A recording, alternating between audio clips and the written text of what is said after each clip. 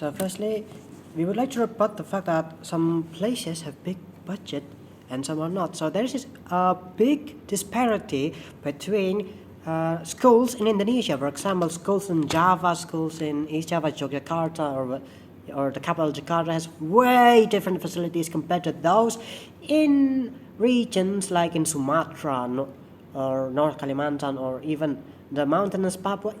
It has a very different characteristics, and therefore we could not say that the facilities of Indonesian schools are quite advanced already. No, it doesn't work like that. And also, with less facilities in some schools, for example, there are schools that are still sharing classes with another, and that would lead to a very limited space and room for students to learn, and there will be fewer talent pool to take from there.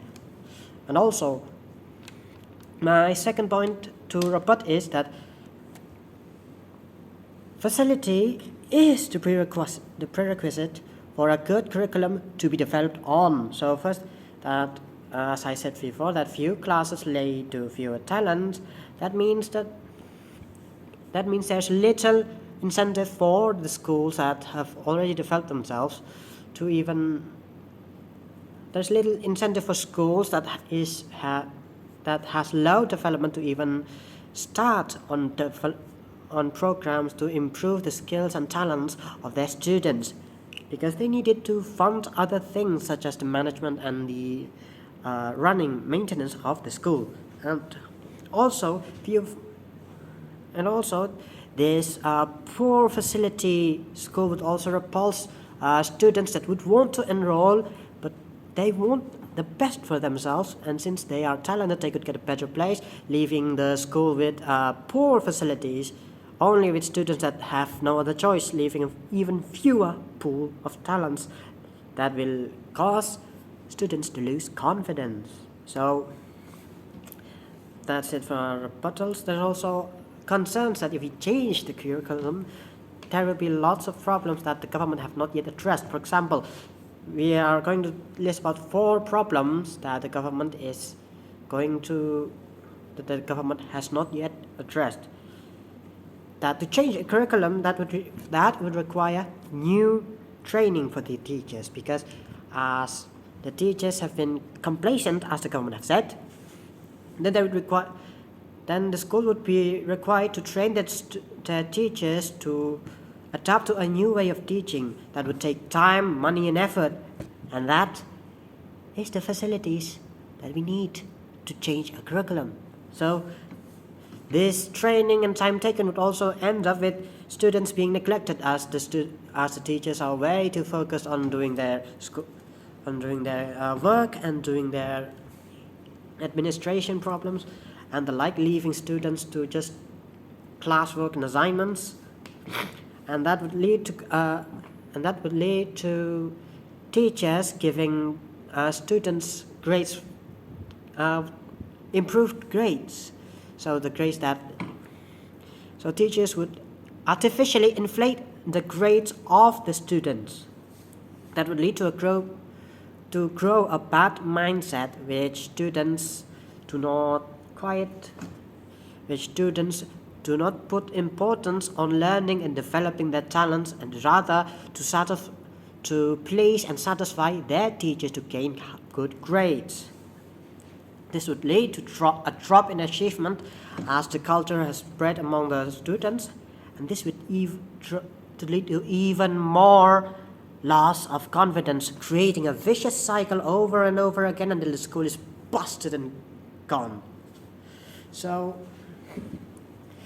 for our argument here, we would like to push that the improving of facility, the emphasis of facility is required to have a great education. Because first, I would like to talk about why this emphasis on facility would not fail.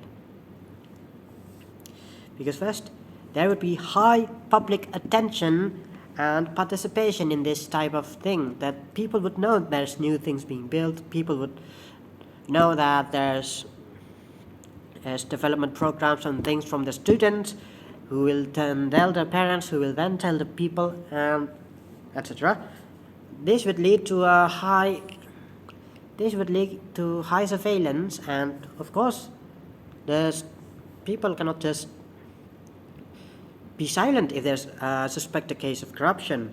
And also, with facilities being a visible and tangible thing, like there's a program called something this, or there's a new building being built, it could be easily audited, it could be easily inspected, which is good to combat corruption.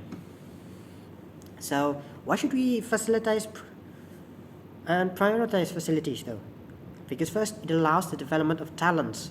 Because first, a school could only teach so much before they need to build facilities to teach special talents requiring special hardware. For example, you need a swimming pool to swim, you need a basketball court to play basketball, and you need a lot of things. If we have the facilities, we could develop special talents in which we could promote them and bring students to learn more about this particular talent, which leads to more victories, more achievements, and everything good that the school wants. And second, it also gives low-income students a chance to improve their skills. Because, for example, say a school does not have a music facility, they only have a field that you can play football on, then you have to rent things.